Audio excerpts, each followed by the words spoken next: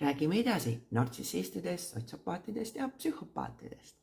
Ehk siis üks joon, mis neid veel iseloomustab, nagu ma eelmises videos ütlesin, oli see, et põhjus-tagajärg ratsionaliseerimine olukordades, kui nad näiteks on kedagi väärkohelnud või vigastanud või neilt midagi varastanud. Ja see ongi päris niisugune nagu kõhedust tekitav pool, ehk siis millest me väga sageli ei saa alguses aru.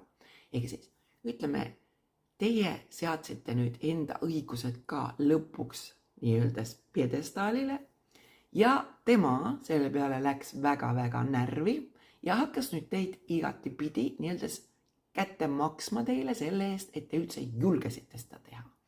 Ja siin ongi see, et näiteks kui ta teid siis ründab füüsiliselt või kui ta teilt midagi külmavereliselt varastab, näiteks teeb teie pensionifondi nulli, siis te olete ju ise süüdi, sellepärast et te ju ise provotseerisite või te ise tekitasite olukorra, eks ju, et ta sai ligi teie pensionifondile.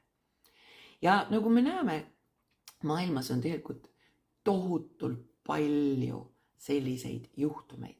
See ei ole ainult nii-öelda perekonniti, vaid see on ka äritasandil, see on poliitika tasandil, see oli, on ja jääb, uskuge mind.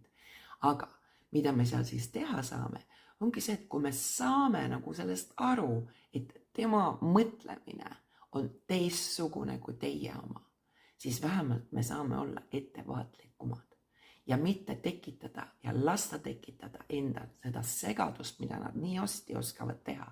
Ehk siis ta toob mingi nii-öeldes idealiseeritud täiesti haiglase põhjuse, mille tõttu teie olete ise süüdi, et tema pidigi niimoodi käituma. Ja nüüd, kui teie ajud nii-öeldes ära pestakse, siis te hakkategi uskuma, et tõepoolest te olete ju ise süüdi. Ehk siis ärge minge sellega kaasa. Igalühel meil on oma õigused. Lihtsalt me peame aru saama, et need inimesed on oma olemuselt ohtlikud. On nad siis koolikiusajad, on nad siis töökiusajad, muusest on täpselt sama karakteristikutega. Ja naised on alati ohtlikumad. Ehk siis nemad veel nii-öelda kahjustavad enam enda lähedasi kui mehed.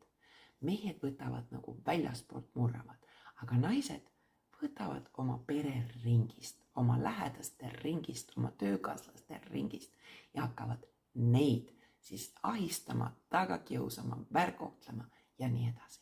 Aga lähme edasi juba sellel teemal järgmises videos.